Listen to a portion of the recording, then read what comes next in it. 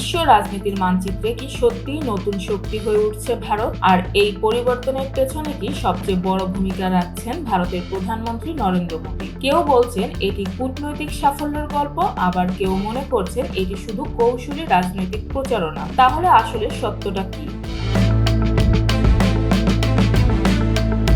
গত কয়েক বছরে আন্তর্জাতিক অঙ্গনে ভারতের উপস্থিতি আগের যে কোনো সময়ের তুলনায় অনেক বেশি দৃশ্যমান। বৈশ্বিক সম্মেলন, কৌশলগত অংশীদারিত্ব, এমনকি নিরাপত্তা ইস্যুতেও ভারতের অবস্থান এখন আলোচনার কেন্দ্রবিন্দু। বিশেষ করে যুক্তরাষ্ট্রের সঙ্গে সম্পর্ক আরও ঘনিষ্ঠ হয়েছে, যা অনেক বিশ্লেষকের মতে ভারতের কূটনৈতিক শক্তিকে নতুন মাত্রা দিয়েছে। একই সঙ্গে ইউরোপ, মধ্যপ্রাচ্য এবং এশিয়ার বিভিন্ন দেশের সঙ্গে অর্থনৈতিক ও কৌশলগত সম্পর্ক জোরদার করছে ভারত। বড় বড় আন্তর্জাতিক বিনিয়োগ, প্রযুক্তি সহযোগিতা এবং প্রতিরক্ষা চুক্তির মাধ্যমে দেশটি ধীরে ধীরে নিজেকে একটি আঞ্চলিক শক্তি থেকে বৈশ্বিক প্রভাবশালী রাষ্ট্রের রূপ দেওয়ার চেষ্টা করছে।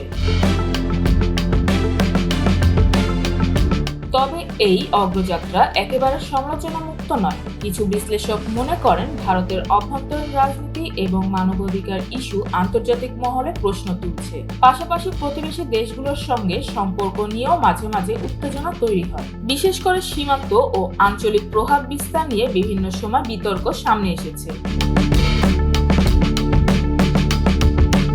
তারপরও বাস্তবতা হলো, বর্তমান বিশ্ব রাজনীতিতে ভারতের গুরুত্ব আগের চেয়ে অনেক বেশি। আন্তর্জাতিক মঞ্চে ভারতের সক্রিয় উপস্থিতি, বড় অর্থনৈতিক বাজার এবং কৌশলগত অবস্থান দেশটিকে এখন একটি গুরুত্বপূর্ণ শক্তিতে পরিণত করছে।